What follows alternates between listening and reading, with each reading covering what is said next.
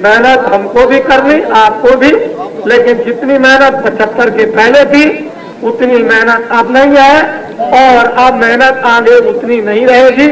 ये मेहनत धीरे धीरे धीरे धीरे बिल्कुल कम हो जाएगी, साधारण बन जाएगी। फिर अंत में जब समय आएगा तो बिल्कुल निमित्त मात्र हो जाएगी। 10 मंडलियों का कार्य भारत में हमेशा होता रहा और होगा। आप सब लोग सावधानी बरतें, इस यज्ञ में आए।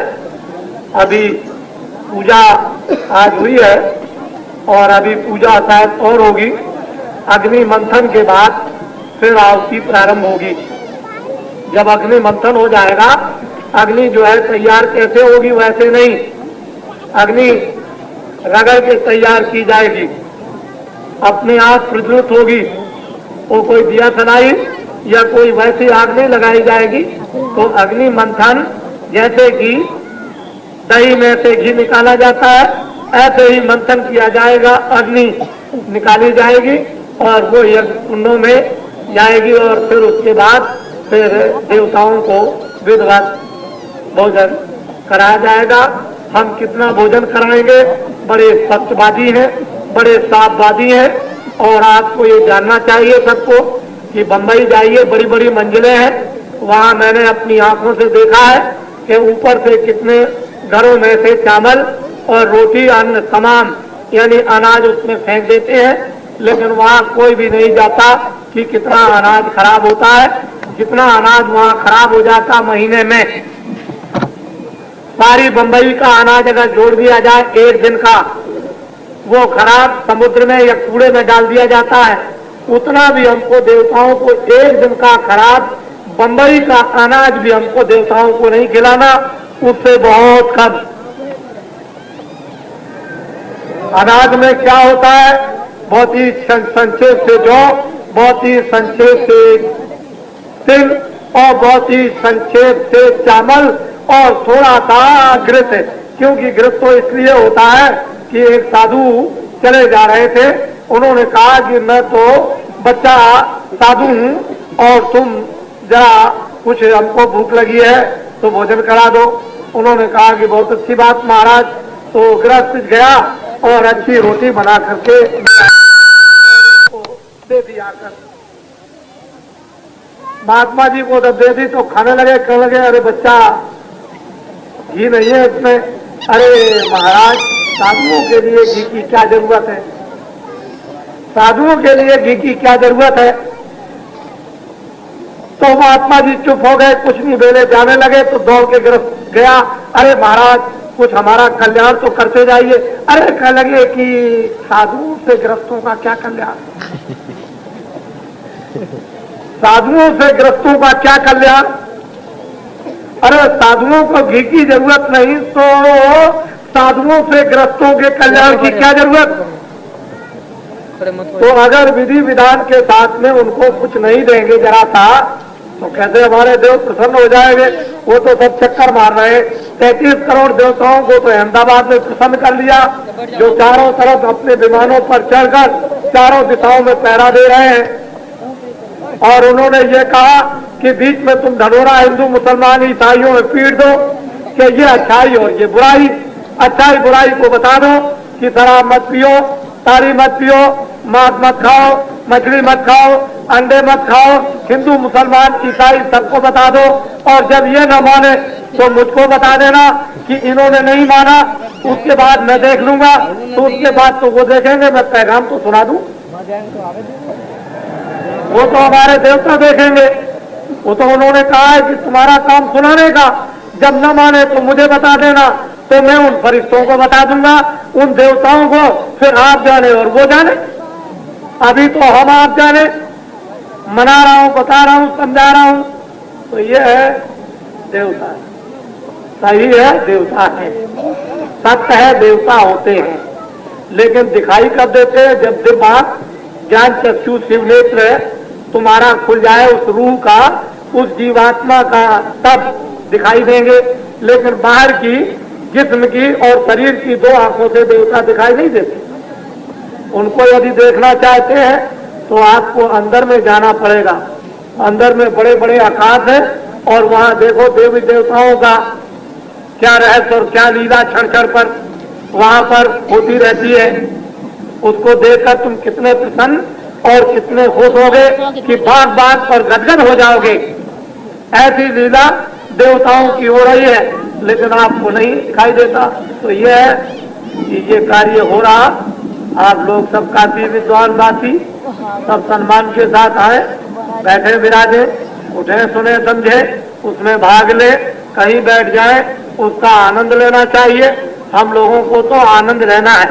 वेद मंत्रों को सुने, उच्चारण को सुने, उसमें भाव ले आए, समझ में आ जाए तो बैठा ले, नहीं में समझ में आ जाए तो जो कुछ भी आपका भाव हो उसका तो प्रदर्शन होना ही चाहिए।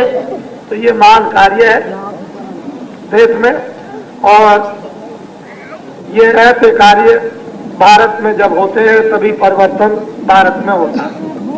जब तक ऐसे कार्य निरपक्ष और निर्लोभ और सात्विक नहीं होते हैं तब तक देश में परिवर्तन नहीं। तो परिवर्तन के लिए ये सब कार्य हो रहे हैं। इधर में शिव जी महाराज हैं, अपना विराजमान समाधि अवस्था में प्रार्थना हो रही थी बराबर, और इधर उनको शांत करने के लिए विष्णु भगवान है। उधर आकर देख आइएगा, इधर भी देखिएगा, बीच में वेद मंत्रों का उच्चारण हो रहा है और ब्रह्मा जी भी कहीं विराजमान होंगे। लेकिन अगर उनकी हम तस्वीर बना दें तो आपको बुरा लगेगा, वो तो गुप्त रहते, उनकी पूजा का निर्देश नहीं, क्योंकि आद्या महाशक्ति ने उनको श्राप दे दिया है कि तुम्हारी जगत में कोई पूजा नहीं करेगा। ब्रह्मा और विष्णु शिव की और विष्णु की पूजा होगी, ब्रह्मा की नहीं होगी। हमने उनको गुप्त करके बैठा दिया है। वो हमको मालूम है कि कहाँ बैठे हुए हैं, लेकिन दो को सामने बैठा दिया है। वैसे तुम्हारी निगाहों में तो कुछ और होगा, लेकिन मेरी निगाहों में तो बिल्कुल सही है। मेरी निगाहों में तो बिल्कुल सही है। मैं बाहर की निगाहों से नहीं देखता हूँ, तुम बाहर की निगाहों से देखते हो, इसलिए तुमको झूठ दिखाई देता है और हमको सत्य दिखाई देता है। और ये जो भक्तजन आए हुए, इनसे हमने कल पूछा था कि जो कुछ भी है आपके रहने का बैठने का, इतना बड़ा ये कार्यक्रम विधिवत प्रारंभ भी हो गया है, तो अब कोई जरूरत तो आपको कोई इंतजाम की नहीं रही। तो मुझे छुट्टी दे दीजिए, मैं चला जाऊं। मुझको छुट्टी दे दीजिए, मैं चला जाऊं और आप ये कार्य पूरा कर लीजिए। आप करके आ जाइएगा। वो देखिए, उधर देखिए, मैं चला जाऊं। वो देखिए, आप जरा हाथ देखिए उधर में। आप अगर मैं चला जाऊं तो तुम रहोगे? तो आप ये बताओ कि मोहब्बत और प्यार किससे? ये लीजिए, नारायण नारायण। अरे भाई, आप मेरे समझे तो कम से कम ये इनकी मोहब्बत और इनका प्यार तो मैं उससे जोड़ रहा हूँ, और तुम्हारी मोहब्बत और तुम्हारा प्यार मैं उससे जोड़ रहा हूँ, और जिनका ये है उससे मैं उधर जोड़ रहा हूँ। तो दोनों काम कर रहा हूँ कि आप भी इधर आ जाओ और इधर से उधर चले चलो, और तुम भी इधर आ जाओ उधर चले चलो। तो सबको किधर जाना है? यही तो बात है। और क्या? बात तो अपनी जगह पर है, लेकिन आपने नहीं समझा। अच्छा, हम काफी बातियों से हम माफी मांगेंगे। हमने 2 दिन कुछ कह दिया हो तो हमको आप क्षमा कीजिएगा। हम कभी किसी की कोई बुराई भाव नहीं रखते, बुरा भाव नहीं रखा करते हैं कभी भी किसी में। लेकिन ये आपको जानना चाहिए कि माँ अपने बच्चे को बहुत प्यार करती, मोहब्बत करती, लेकिन बच्चा जब कभी गलती करता है तो जरा तो एक तमाचे मार देती। इसके माने ये नहीं है कि माँ अपने बच्चे को फेंक देती, थोड़ी देर मार मूर करके अपना गई काम कर आई, और अगर रोता रहा तो फिर आकर के उठा दिया। ठीक यही हालत है महात्माओं की, और कुछ भी नहीं।